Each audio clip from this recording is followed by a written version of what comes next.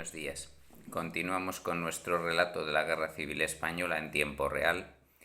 Hoy es 6 de noviembre de 1937 y esta semana el gobierno republicano se ha trasladado a Barcelona. Aunque generalmente se comenta que durante la Guerra Civil la capital republicana estuvo radicada en Valencia, lo cierto es que, calendario en mano, su principal sede fue Barcelona, ya que permaneció allí desde el 31 de octubre de 1937 hasta febrero de 1939, es decir, 15 meses. En Valencia estuvo algo menos, 11 meses, desde noviembre de 1936 hasta octubre de 1937. Y en Madrid, que era su sede original y final, estuvo los 4 primeros meses de la guerra y los 2 últimos, es decir, apenas 6 meses.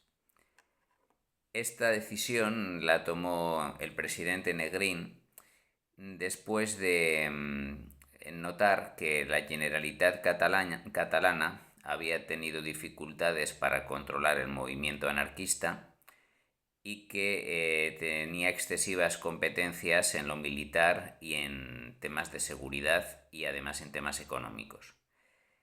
Ha caído el Frente Norte apenas hace unas semanas. La principal potencia industrial de la República era Cataluña, cuya producción había caído a la mitad debido a la falta de mercados en media España para vender, a los problemas de obtención de materias primas y posiblemente también a la colectivización de las industrias por parte del anarquismo. De hecho, debido a esta caída de la producción, que era aproximadamente un 50%, el gobierno, y también a temas políticos de centralización, que fue algo naturalmente denunciado por el nacionalismo catalán, ya desde el mes de septiembre que se preveían estas decisiones. Carles Pi i Sunyer, que era consejero de Cultura y Hacienda de la Generalitat, presentaba argumentos contrarios, es decir, que consideraba excesivas las injerencias del gobierno central en asuntos de la Generalitat y que el Ejército del Este recién creado, o Ejército de Aragón, estaba costando a la Generalitat, que tenía su sede de abastecimientos para dichas tropas, unos 70 millones de pesetas. Es decir, es el viejo debate de si el poder nacionalista catalán es excesivo en caso de estar descentralizado el gobierno, o si el gobierno central es quien debe dinero a Cataluña. Pero naturalmente en tiempos de guerra no hubo decisión, no hubo debate posible, más allá de las misivas que enviaba Carlos Pi i Sunyer a Azaña, por ejemplo, que es la base, recogen bien estas protestas. Por lo tanto, el 31 de octubre el gobierno se traslada y escoge como sede el Palacio de Pedralbes, donde permanecerá los siguientes 15 meses. Las consejerías de Defensa y de Seguridad Interior de la Generalitat son suprimidas y los temas militares y orden público los llevará exclusivamente el gobierno central, aunque la Generalitat seguirá teniendo las demás competencias. Por lo tanto, el SIM, el Servicio de Inteligencia Militar, se instala en Barcelona y se recrudece la represión contra supuestos quintacolumnistas y también contra anarquistas y socialistas antinegrinistas. No obstante, sin salir de Cataluña, el 2 de noviembre se produce... hay que matizar también que por estas fechas se había trasladado a Barcelona de manera independiente el gobierno vasco una vez caído Bilbao. Después de traspasar por Villaverde de Trucíos durante el mes de junio y luego Santander hasta el mes de agosto, finalmente, vía Francia, en el otoño se traslada también a Barcelona, donde la relación entre el Lehendakari Aguirre y el presidente Companys va a ser bastante fluida. De hecho, acabarán marchando juntos al exilio en 1939. Este traslado del PNV, del gobierno principalmente nacionalista, a Barcelona, traerá mayores libertades religiosas, ya que recordemos que el PNV es católico y por lo tanto la represión contra la Iglesia prácticamente desapareció en esta época. Se vuelven a celebrar misas en Barcelona y regresan 2000 sacerdotes del exilio.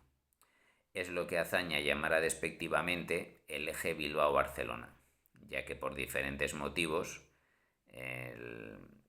representaban una cierta oposición al republicanismo centrista tipo Azaña o a las izquierdas obreras tipo Negrín.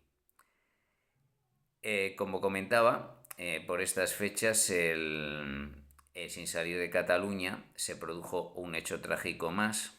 Insisto que no dispongo de tiempo y medios para hablar de todos los ataques a la población civil, tanto militares como represivos, pero no puedo dejar de citar el bombardeo de la ciudad de Lérida del día 2 de noviembre, que bien sea por una represalia contra el bombardeo de Zaragoza llevado a cabo hace 15 días, me refiero al aeródromo militar de Zaragoza, o bien sea un intento de destruir el cuartel general del Ejército del Este en Lérida, acaba destrozando importantes lugares del casco urbano, como la calle Mayor, el Puente Viejo, el Banco de España y el Mercado de San Luis.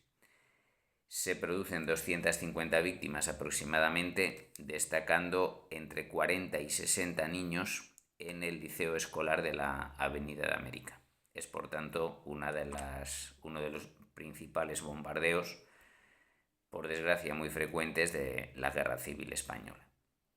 Pero ya comento que estos sucesos necesitarían una colección de vídeos aparte.